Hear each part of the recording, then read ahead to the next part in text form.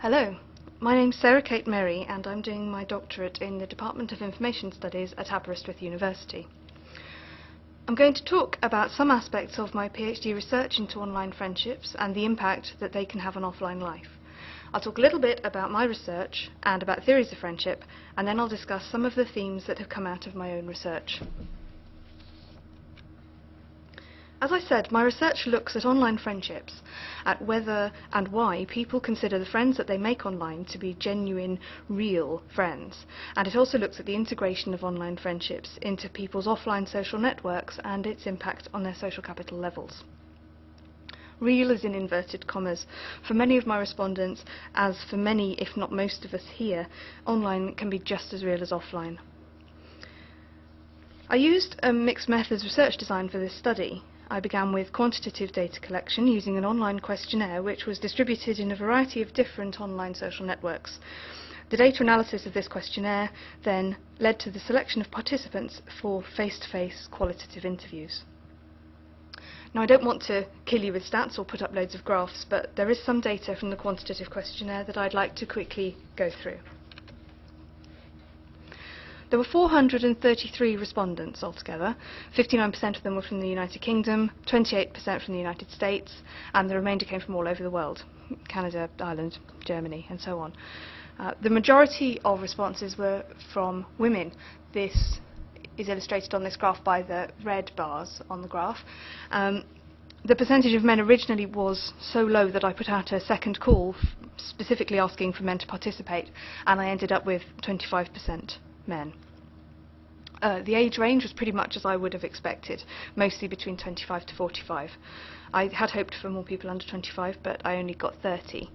The vast majority of people had been online since at least 1998, with a third online since before 1995.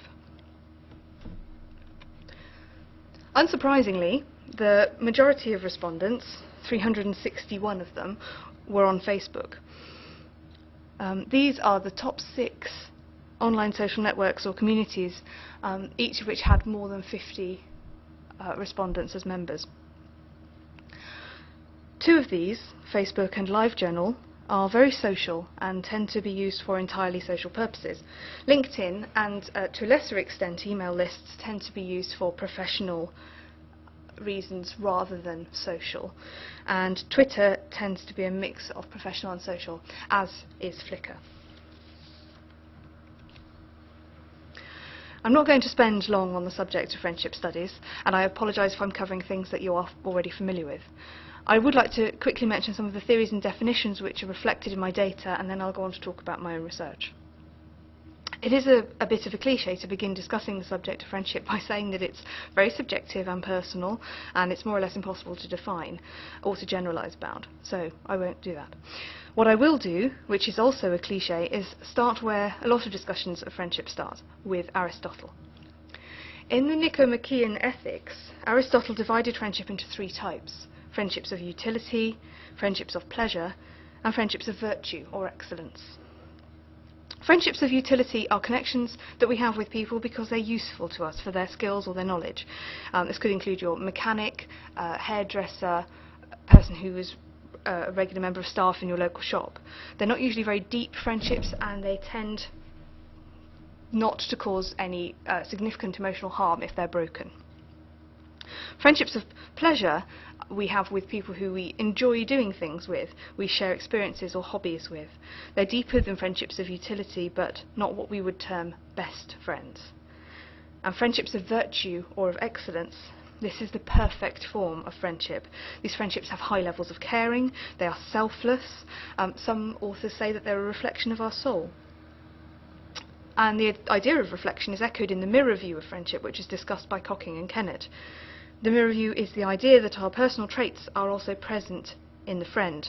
Perhaps we see the parts of ourselves that we like most in the other person. They also write about the secrets view, based on the fact that self-disclosure creates close bonds between friends. Disclosing more signifies a greater degree of friendship and trust. Elements of friendship which are frequently quoted in the literature are trust, loyalty, both of which relate closely to the secrets view, having things in common. The idea of friendship is voluntary and equal and reciprocal. Social networks are often categorised using Granovetter's theory of strong and weak ties. Strong ties exist between individuals who know each other well, and weak ties between people who don't see each other very often. Much of the literature about online connections talks about them in the context of weak ties due to the anonymity of online spaces and the lack of face-to-face interaction. However, the perceived anonymity can often lead to increased self-disclosure, which relates again to the ideas of reciprocity and trust.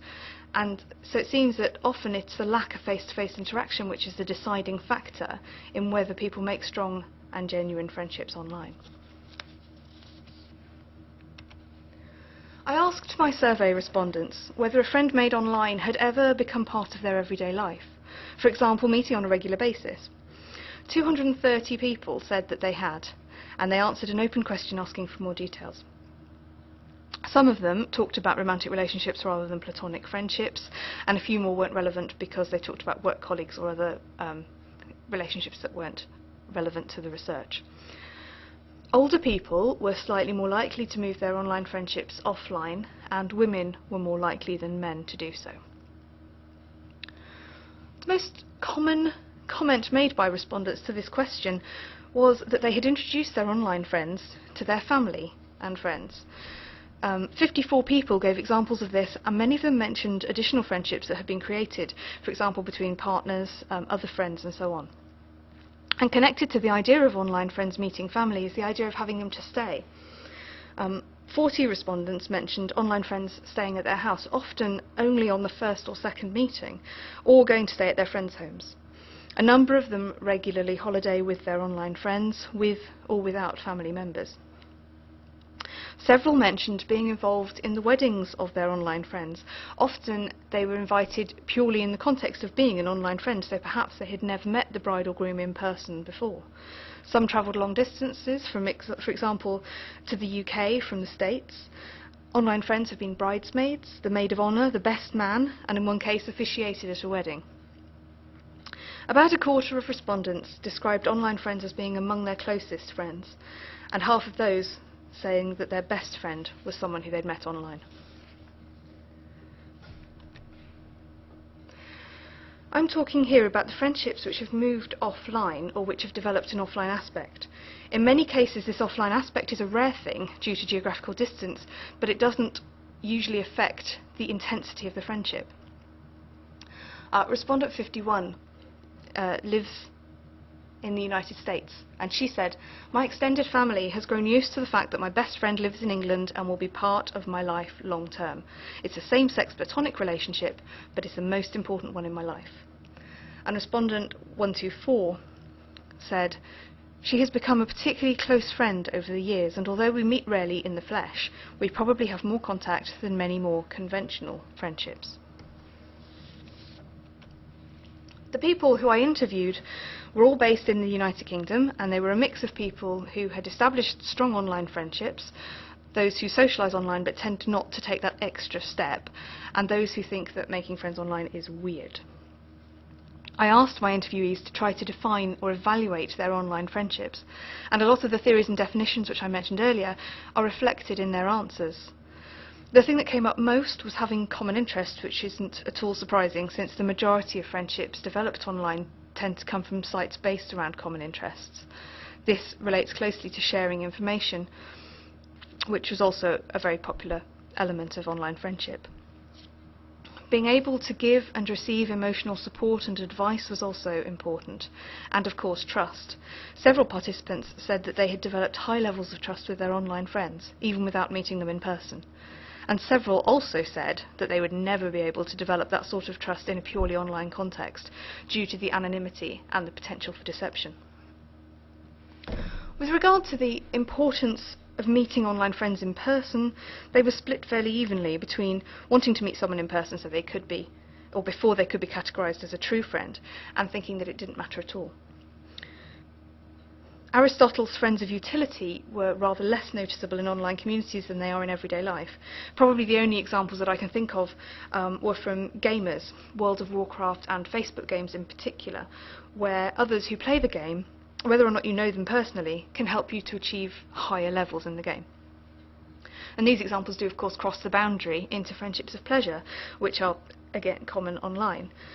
The sharing of interests is something which is easily achieved on the internet, for example, in spaces such as LiveJournal, which has a large number of fan communities, and Ravelry, for people who knit and do other woolly crafts. And there were certainly some examples of friendships of virtue, where the relationship is true and deep, but it isn't dependent on regular face-to-face meetings. Finally, I'd like to share the stories of two interviewees with you. The first is Faye, who is the mother of a disabled son and also has a young baby. Her online friends are enormously important to her because she lives in a very rural area and has little support in terms of knowing other mothers of disabled children. She spends most of her days in the house with her children, and she's online a lot. Her best friend is someone she met online in a mother's forum, who she made a fast and deep connection with and developed a level of trust which is probably quite unusual. Before they'd ever met, they decided to start an online business together. They shared bank details, signed contracts, and had never met in person. The first time they did meet, Faye and her partner and their disabled son went to meet the friend, and this is what happened. We booked a Travelodge, just in case, and we went round to hers with my little boy, and we decided to go back for some tea. And she said, "Oh, leave your son here if you want." So we went off to the hotel, and when we got back I thought, I've just left my son with someone I've never met before. It was that easy. It really was that natural. And she rang me up and she said, "You've just left your son with me. I've never met you before."